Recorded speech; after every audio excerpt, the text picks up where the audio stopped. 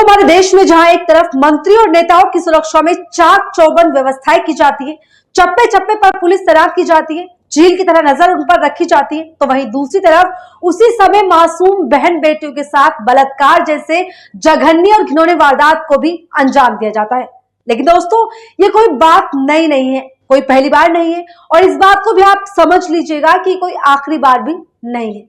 मध्य प्रदेश की धार्मिक नगरी उज्जैन से जो खबर सामने आई है, उस खबर ने न सिर्फ इंसानियत को शर्मसार किया है, बल्कि इंसानियत का जनाजा भी निकाल दिया है।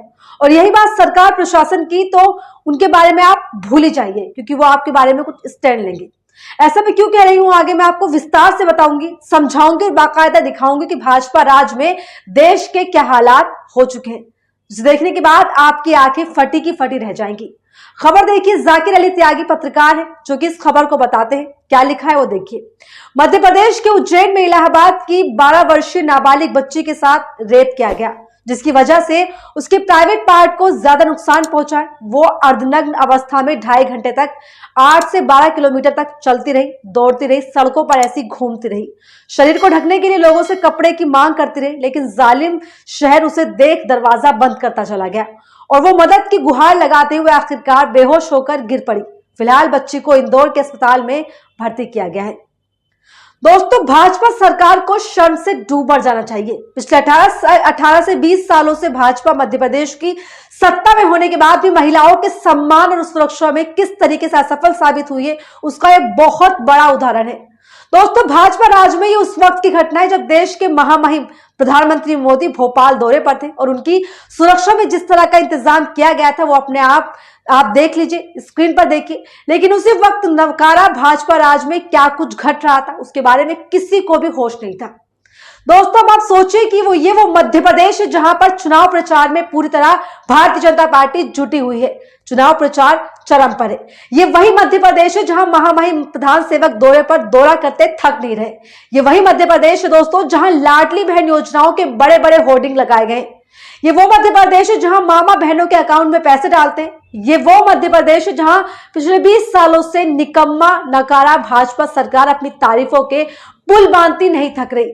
ये वही मध्य प्रदेश है दोस्तों जहां की धार्मिक नगरी उज्जैन में एक 12 साल की नाबालिग बच्ची के नग्न अवस्था में अपनी अस्मिता को बचाने के लिए सरेराह जालिम समाज से मदद की गुहार लगा रही थी। रोती बिलखती जख्मी बच्ची मदद की गुहार लगाती रही, लेकिन किसी ने नहीं सुना।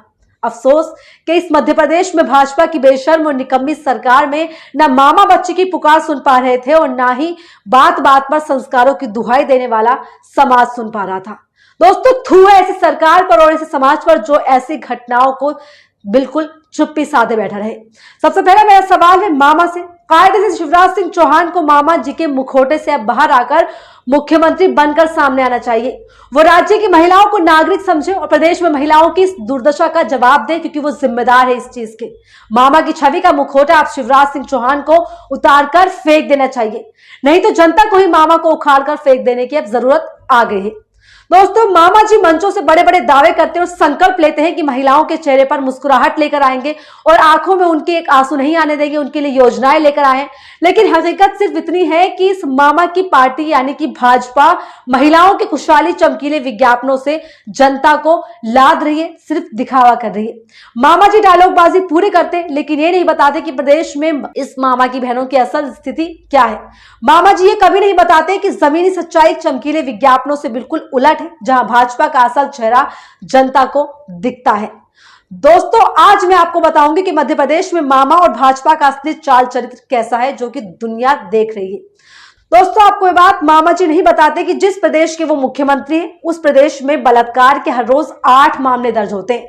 और आपको ये जानकर जरा भी हैरानी नहीं होगी कि कथित लव जिहाद के खिलाफ कानून हो या पत्थरबाजों को सबक सिखाने की बात हो या फिर शहरों के नाम बदलने की कवायद, सीएम शिवराज अब यही संदेश देने की कोशिश में लग गए हैं कि वो सीएम योगी यानी कि बाबा के नक्शे पर चल पड़े हैं।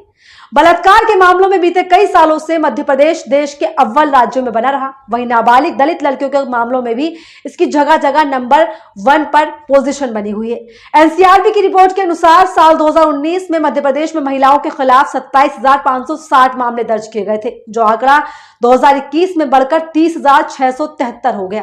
और आलम यह है कि मध्य प्रदेश में महिलाओं की शिक्षा, स्वास्थ्य और महिलाओं के खिलाफ अपराध में भी मामा का राज्य अव्वल दर्जे पर बना हुआ है। तालियां। लेकिन ये बात आपको मामा जी नहीं बताने वाले।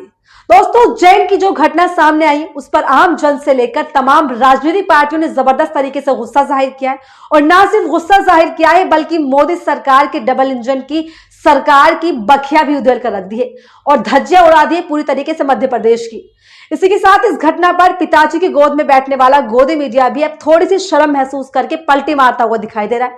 एक एक करके मैं आपको दिखाऊंगी, बताऊंगी, लेकिन उससे पहले आप समझिए कि जिस वक्त प्रधानमंत्री मोदी मध्य प्रदेश जनसभा संबोधन कर रहे थे, ठीक उसी वक्त एक सड़क पर बच्ची मदद की गुहार मांग रही थी, भीख मांग रही थी। नवभारत टाइम्स ने इस खबर की पुष्टि की, जिसमें क्या कुछ कहा गया है वो आप अपनी स्क्रीन पर देख सकते हैं। जब लड़की सड़क पर मदद की गुहार लगा रही थी और लोगों के दिल नहीं पसीजे, उस समय दांडी गुरुकुल आश्रम के राहुल शर्मा की नजर उस बच्ची पर पड़ी। राहुल शर्मा की उम्र 21 साल है और वह गुरुकुल में ही रहते हैं। घटना के वक्त वो आश्रम से कहीं जाने के लिए बाहर निकले थे। पीड़ित बच्ची पर उनकी नजर गई तो उन्होंने बताया उसके पैर खून से लथपथ थे। मैं देखकर बर्दाश्त नहीं कर सका। सोमवार 25 सितंबर को सुबह करीब 9:30 बजे शर्मा एक बैठक के लिए जिले के मुरलीपुरा इलाके में स्थित आश्रम से बाहर जा रहे थे। तभी उन्होंने 12 वर्षीय बलात्कार पीड़िता को लड़खड़ाते हुए सड़क पर देखा। वो अपने शरीर को ढकते हुए संघर्ष कर रही थी, उसको ढकने का। उन्होंने बताया कि मैं सुबह करीब 9:30 बजे एक बैठक के लिए निकलते हुए अपने आश्रम के गेट पर था और तभी मैंने एक लड़की को देखा दर्द से कराहते हुए, जो लगभग फटे हुए कपड़ों में अपने निजी अंगों को ढकने की कोशिश कर रही थी, जो आश्रम की ओर जा रही थी। एक सेकंड के लिए मैं समझ नहीं सका, फिर मैं बाहर निकला और उस लड़की को जल्दी से अंगवस्त्र यानी कि जो उन्होंने पहना था उसको दिया और उसको ऊपर ढका उससे, जिसे मैंने अपनी ऊपर शरीर पहना था उतार कर उसे दे दिया। तो अब दोस्तों, अब आप समझिए कि ये उस वक्त की घटना है जब महामहिम प्रधानमंत्री मोदी खुद राज्य में मौजूद थे। पुलिस चाक चौबंद थी, लेकिन बच्ची पर किसी की नजर नहीं गई। सोचिए कि मध्य प्रदेश में कुछ महीनों में विधानसभा चुनाव होने और आलम यह है कि जिस राज्य में 2 करोड़ महिलाएं लाडली बहन योजना से जुड़ी हुई हैं, वहां 12 साल की बच्ची के साथ बलात्कार के हिला देने वाली घटना सामने आती है, जिसने कि पूरी ही जनता को, देश को बिल्कुल झकझोर कर रख दिया है। दोस्तों, इसी के साथ अब जो खबर सामने आई जिसमें बताया गया है कि खुद गोदी मीडिया भी अब इस पे पलटता हुआ नजर आया है। अब बता दिया है कि अब मामा का पत्ता बिल्कुल साफ होने वाला है और जिस तरह से उज्जैन धार्मिक नगरी से ये बलात्कार का जो जघन्य अपराध झकझोर देने वाली घटना सामने है, उसने भी बता दिया है कि अब मध्य प्रदेश में भाजपा की सत्ता का अंत होने वाला है। बाकी आप इस पूरे मुद्दे पर क्या सोचते हैं, क्या राय है आपकी, कमेंट सेक्शन में जरूर बताएं और ऐसे वीडियोस के लिए बने मेरे साथ दिखा।